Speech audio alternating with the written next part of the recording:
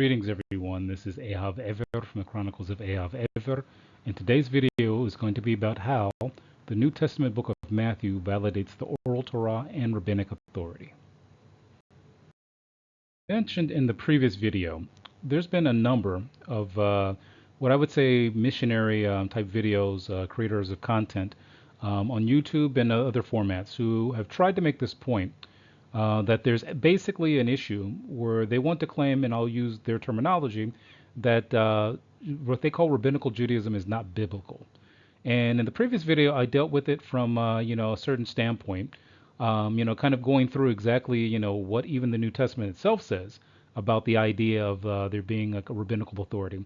So I want to continue with what I did last time, starting in the New Testament, just to kind of show that there's things in the New Testament that actually says that there's such thing as a rabbinical authority as well as there being an oral Torah, because they seem to be hand in hand. The claim being that was being made by several of the people you see in this slide here, that essentially they want to try to say that the rabbis somehow, like for example, stole some authority from somewhere that didn't exist, and that they have that anything that's rabbinical has no basis in what's in what they call the Bible. And as I showed in the other video, that's essentially not true. So I want to continue with one particular point, part of most of which I dealt with in a previous video, and I'm going to be quoting the previous video, but there's some things I want to add to it. And I want to start again from what exactly some things that show up actually in the New Testament itself, because all of these, claims, generally speaking, come from Christianity. There is a claim that comes from the Karaites, but it's actually a different claim. But I want to address the missionary standpoint of missionary Christians who make these claims, and exactly, what is the counter to what they're saying. What I want to do in this part of the video is something similar to what I did in the previous video. I want to take the Hebrew translation of the New Testament, meaning from Greek to Hebrew, and analyze it, because I've noticed several times when I've looked at the New Testament translation from Greek to Hebrew, there's been things that have kind of really debunked different ideas I've heard from missionaries by using this translation. So I want to start with Matthew 15, 1 through 9, where it tells the story of how, for example, it says the group of people known as the Sopharim and the Pirushim, which in English the people usually say the scribes and the Pharisees, came from Jerusalem, and they asked a question to like Jesus, and it says, "Madua ovrim talmidecho ala masoret hazakonim she'ein hem notlim yadayim lesuudo." So essentially, what is the author of the New Testament of the book of Matthew here is claiming that a group of like Sophrim and Pirushim, of scribes and Pharisees, came to Jesus and challenged him, asking like, okay, why is it that your students, your Talmidecha, they're basically transgressing the Masoret, meaning a passed down tradition, as well as like some, information that was passed down. Sometimes a Masorah can mean something that came from Mount Sinai. Sometimes it can mean it came from a particular generation, different rulings that were made by the leadership of the Jewish people, of the Israeli people.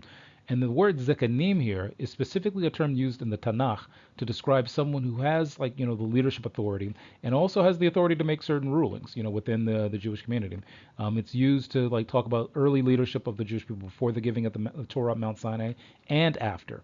So the fact that they're saying that this is a Masorah that comes from, from the Zekanim is very important to note here. Now, and it's basically mentioning about like, the students of Jesus like not washing their hands before a certain type of meal called a Suda. And usually that's going to be something that has bread. So we, in the Jewish practice, we would like, like say a blessing, wash our hands, and then we would say a blessing, then we would eat bread, and that's like, kind of like a whole meal.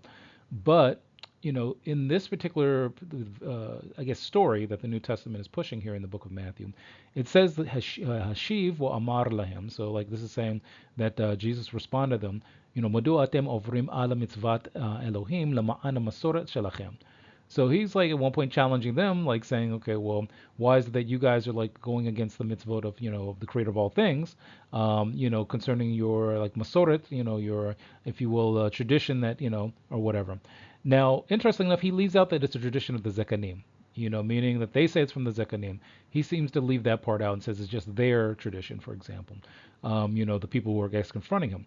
But he also, interestingly enough, here says mitzvat Elohim, but doesn't include himself in that, meaning that he doesn't include himself as being Elohim, now, in this particular thing.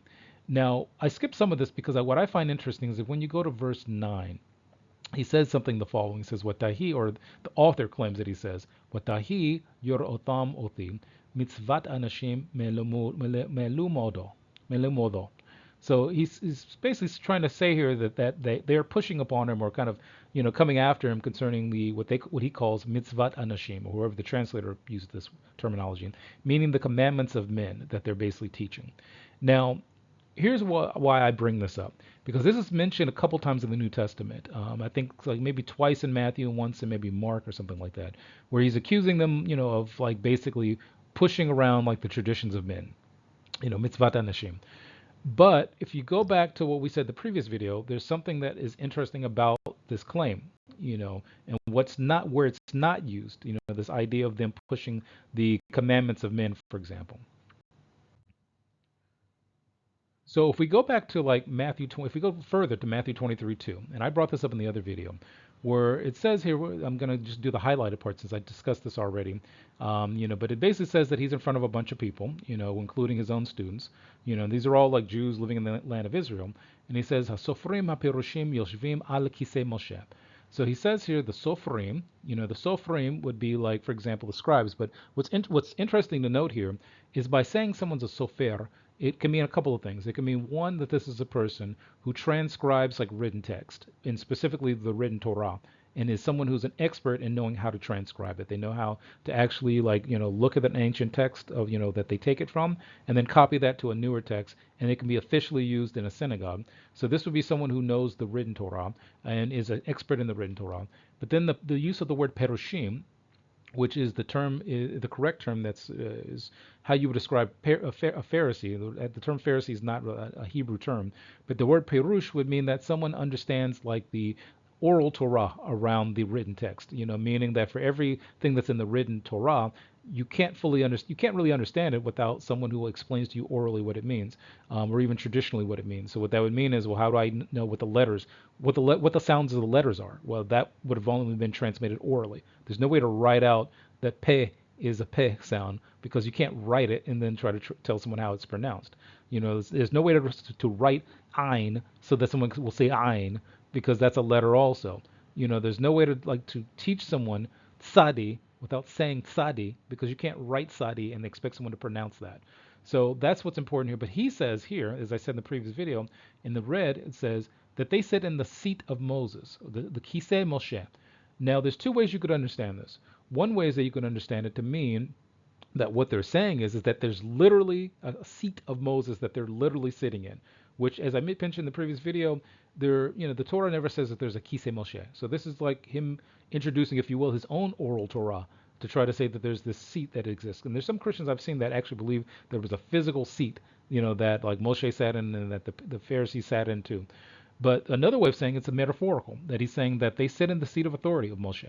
So when Moses like had a certain authority, they sit in the same authority. So and that, which would explain what he says next. And what he says is lachen kol asher yomoru lachem asu v'shemoru. So everything they tell you to do it. Basically do it and keep it. And then, as I mentioned in the previous video, his next argument seems to be that, but the actions that they take, don't do those, because they'll say things and not do what they're actually saying. So as I mentioned in the previous video, rabbi says to someone, let's say, for example, using this, idea, go to the synagogue and pray 3 times a day in a group of 10 or more men, to a guy. And then the guy goes and does it and looks and says, well, where's the rabbi that told me to do this? I don't see him here. And you find out the rabbi's not doing it. So he's telling you to do something he's not doing. According to this piece of information here, you would have to say, okay, well, if they're telling me to do something, they sit in the seat of Moses, so I must do it. But if they're not doing what they say, then I shouldn't do their actions. I should not do what they told me to do. So for example, a rabbi doesn't go to the synagogue like he told me to do 3 times a day amongst a group of 10 or more men. Okay, fine. He's not doing it, but I'm still going to do it because I'm supposed to do it according to this. I'm just not going to follow his actions and not doing what he's saying he's going to do. So if we go a little bit further, and this is, again, this is kind of what I was getting at in the previous video. If we go a little bit further, into the, this idea, and we go like later on in what the New Testament continues with, it says, well, sim et kol ma'asehem kadei leharot livnei adam b'harchivam at tefilahem uv'harericham at tzitziyotahem. So this is something that's really interesting, because the New Testament author here of Matthew doesn't say that they're teaching the traditions of men here. He specifically makes a statement that they sit in the seat of Moses, that the authority of Moshe, the kisei Moshe, Then he says, okay, well, anything they tell you to do, do it. And then he says, okay, well, but don't imitate their actions because they're not doing what they say. Which again, that's debatable. How many people actually were like in that position during that time? If we accept that this is a historical story. But brings up an interesting point that if we want to say, because the thing is, translating this, what he's saying is that, that essentially they'll saying, they want to do things to be seen by people. That's what it says, "Kedei lehara'ot livnei adam." So he says that they'll take their tefillin, we'll get into what tefillin are in just a second, and they'll like make them like wider. They'll widen them, and then the tzitziot, they'll make them longer, which will explain what both of these are. Now, the thing is that interestingly enough, he doesn't say that wearing tefillin is a tradition of men, because there are some Christians or some missionaries who try to teach that tefillin are not in the Torah, even though they are, and I'll explain later from the previous video I did. But he doesn't say that that's a tradition of men. He just simply criticizes them for making it wider so that they can be seen, rather than like, for example, keeping it a specified size so that it's not big because you're being seen. It's simply because you're doing the will of Hashem. So he criticizes them for doing something incorrectly, but not for what they're doing.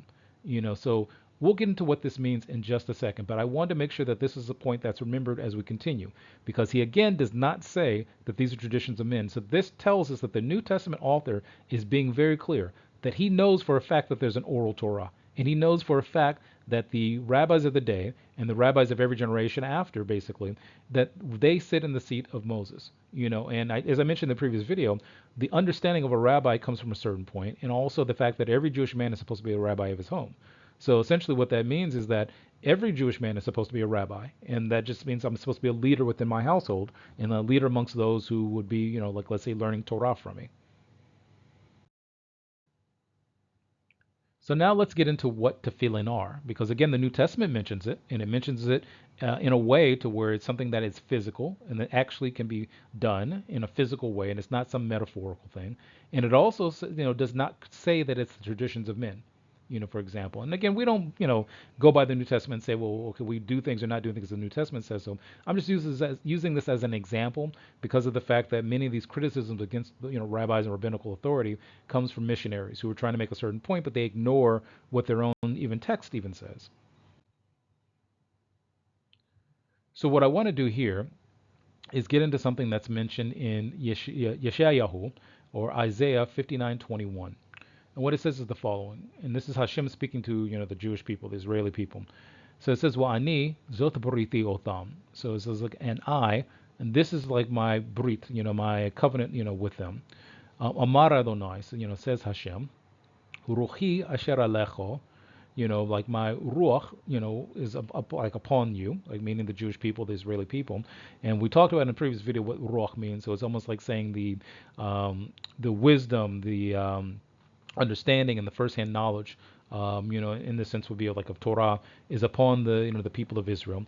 And it says something very interesting. It says, "Udavorai asher samti beficho." The words of Hashem, have been placed in, in your mouths, meaning the Jewish people. And then it says, "Lo yomushu mipicho umipi zarecho umipi zarek zorecho omer Adonai me'ato wa'ad olam." So what this means is that the words of Hashem will never be, taken out of the mouths of the descendants of the Israeli people of that generation, of the generation of Isaiah, or their children or their children's children, and that's like forever. So that means something very specific here. This means that the words of Torah and Hashem have never left the Jewish people. That has always been amongst the Jewish people. And if we look throughout the thousands of years of history, what do we find amongst the Jewish people? We find people who are leaders of the Torah the way that Jewish people are today. Now that doesn't mean that there are, some issues sometimes, or some challenges that the Jewish people have, especially since we're in exile, meaning that we're in exile from having a Torah-based nation in the land of Israel, with all of the things such as a king, such as the temple, and those things being in place, but that's exile. But even in exile, it says specifically here that the words of the Torah will never leave the mouths of the Jewish people. Now there may be some Jews who walk away from the Torah, but you'll always find Jews who keep the Torah. And as we know that, what people are calling rabbinical Judaism, that would mean that that's actually, according to this, it's correct because of the fact that the words of Torah have never left the Jewish people. So what we would say on another level is let's put a face on some of this.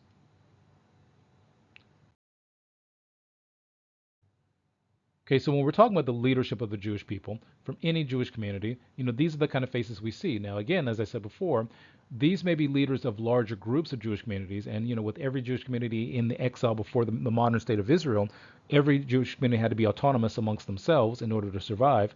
So a Jew from Yemen couldn't rely on a Jew from Poland to understand what the Torah was, and the Jew from Yemen had just as much of an ancient tradition as the Jew from Poland. And in some cases, there are different Jewish communities that held on to more ancient traditions than other communities.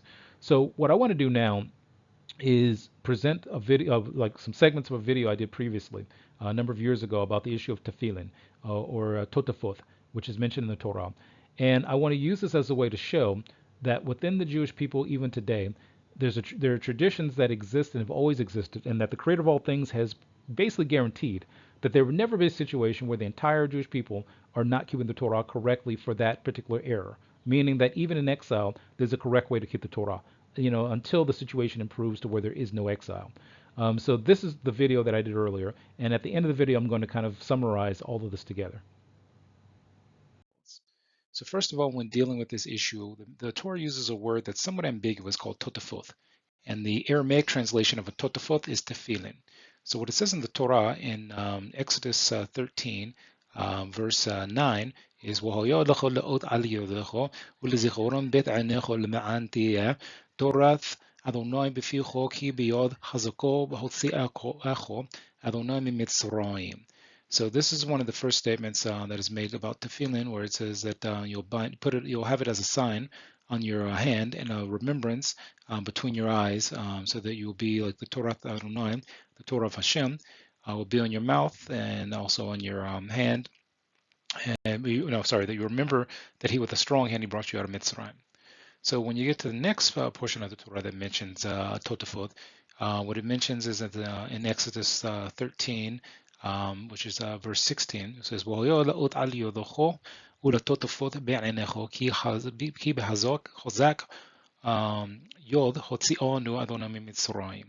So translated, this says, and it will be a sign on your hand, and a totafot be'anecho ki chozak, which is like to be strong, because with a strong hand Hashem brought us out of Mitzrayim.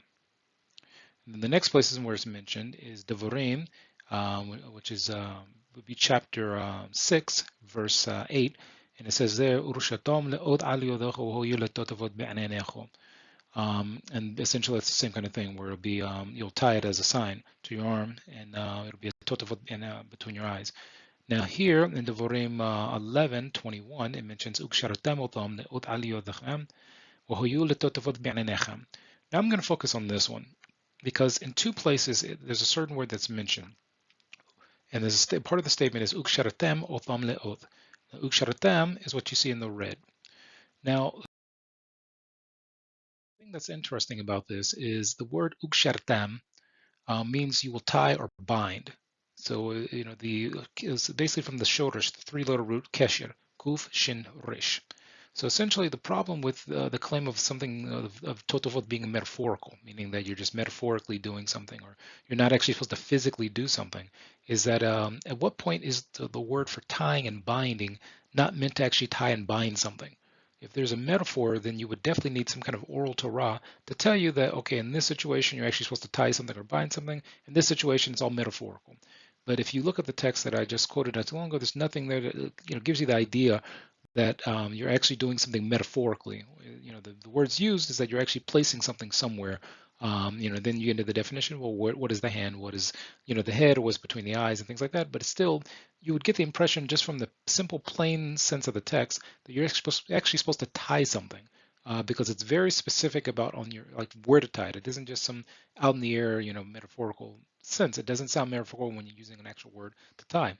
Now let's look at an example where people who make this claim against the idea of there being a totafot, of being tefillin, something that you actually bind, where they'll say, okay, in this situation you actually do something physically, where you could actually look at this and say, well, maybe this is metaphorical also. And this particular mitzvah is tzitziot. Now on the left side, you see what's a Torah Moshe Jewish tzitziot, and on the right side you see the Karaite ones. Now it must be noted that Karaites wear tzitziot, but they don't wear totafot. They don't wear tefillin because they believe that it's metaphorical. Now the important part here is where it says in the Torah concerning the tzitziot, Deber al bnei Yisrael وَمَرْتَ لَهَمْ وَعَصُوا لَهَمْ تzitzit. Now, when you look at this, the part here is what you want to look at, where it says وَعَصُوا لَهَمْ تzitzit. Now, this part here, again going وَعَصُوا لَهَمْ تzitzit, the problem you get into here is if you want to say that this is strictly a physical thing, you have to physically do something here, is first of all, the verb here, wasu, to do, doesn't give you the idea you're supposed to tie something. It just simply is like to do, where you could say, well, why is this not a metaphor? So the two things here, just looking at it real quickly, we have totafot and you have tzitzit.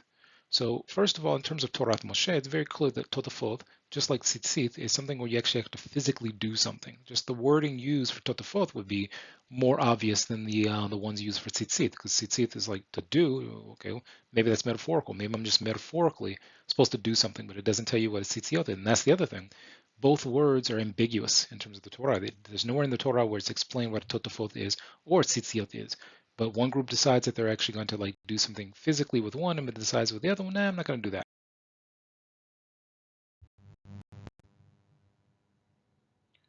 Okay, so we've seen, for example, that the issue of tefillin is something that can be proven out from the written Torah as well as the oral Torah as being one and the same, meaning that for the last 2,200 years or so, we have physical evidence that shows us that the Torah of ancient times is being kept in the modern era. Otherwise, we wouldn't find any tefillin that match tefillin of today from that period of time. And this is even predates the whole issue of Christianity.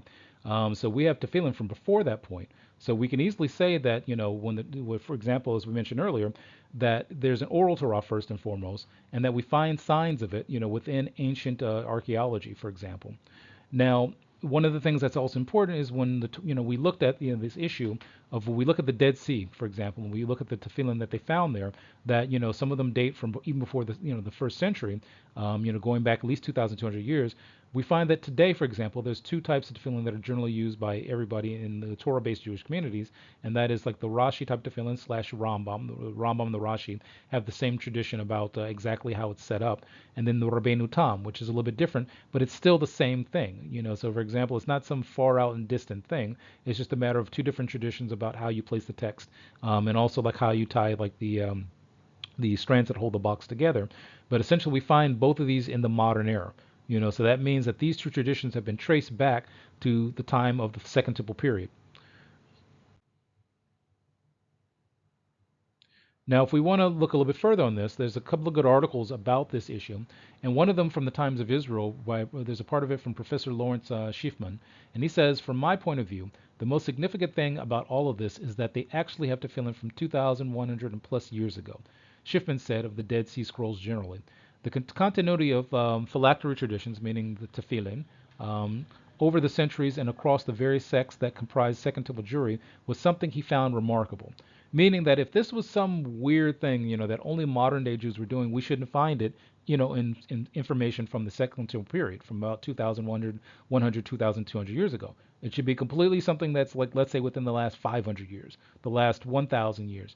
But to find, the same traditions existing in that point, before the Talmud was even written, for example, says a lot. And further to this point, it says like, this is like not, where I think this is Tiklar concurred, saying that the Dead Sea Scrolls in general, and these tefillin in particular, are important not because they would shed light on the particular sect during the Second Temple era, but because they demonstrate that rabbinic practices had deeper roots. Meaning that you can find rabbinic practices going from the Second Temple period all the way into the modern era. So if I take and I'll do my annotate for this. So if I take tefillin from 2,500 years ago and I open them up and see what's inside the boxes there, and I take a Yemenite tefillin from about 100 years ago or even 10 years ago and open up and see inside, I'll find the same text of the Torah included in each one. And that means that there's a tradition that goes back 2,500 years that's still in practice today, and that only, like I would say, in the 1940s or whatever, when the Dead Sea Scrolls were found, and only within the last, I would say, maybe 100 years or more, when more of these kind of things were found, is there like a validation that this over here came from this over here. Meaning that if we want to look at it as an evolution or an ancestry, that I could easily take these tefillin and see them and say, okay, well, I understand what this person wearing these were doing, as well as the person modernly wearing these. I can see what they're doing because I find within here, if I look like, for example, at 1, 2, 3, 4, if I turn this around, then the first here is here, the second here is here, the third is here, and the fourth is here, and that's exactly when they found when they opened these up. And again, they found other traditions, other types of tefillin, but all of those traditions were actually written about in rabbinic text, meaning that they were aware that those things existed, even if they disagreed with the content of what's there. So this is something that's important to note when people get into this idea of trying to argue about traditions and things like that, and claiming that rabbinic Judaism is like not biblical and all this stuff. The thing is that anybody who claims that usually is coming from a certain angle, especially people who are missionaries are coming from a certain angle, and they will often not use the Hebrew text because, again, the question is, well, how do you know what these words even mean? If there's no like oral tradition about them, there's nothing written in the text to tell you what a totafot is, as we talked about earlier. That's all by oral tradition to understand what it means. And especially, this is one thing a rabbi brought up to a guy who was saying that the term like to bind or to tie uksharutem is metaphorical. And the rabbi brought up a good point that, hey, well, if that's metaphorical, then you definitely have to have an oral Torah to know that something telling you to tie something is only metaphorically telling you to tie it. Because that requires an oral tradition to tell you that don't do something physically, do it metaphorically. So this is Ehav Ever from the Chronicles of Ehav Ever. I hope this helps. Take care and bye.